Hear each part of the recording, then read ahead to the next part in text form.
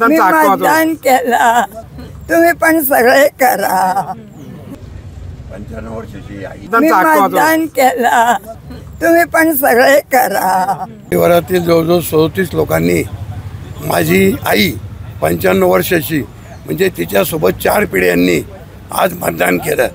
मतदान करणं अत्यंत महत्त्वाचं आहे।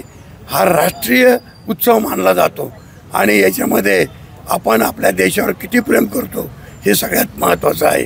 मतदान हे प्रत्येकाने केलं पाहिजे आणि जो मतदान करत नाही त्याला 5 वर्षे परत कुठलाही आपला विचार मांडण्याचा अधिकार नाही।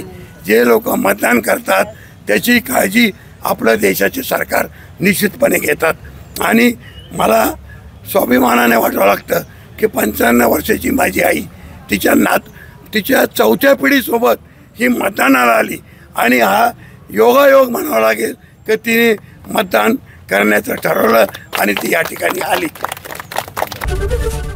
एबीपी माझा, उघडा डोळे बघा नीट।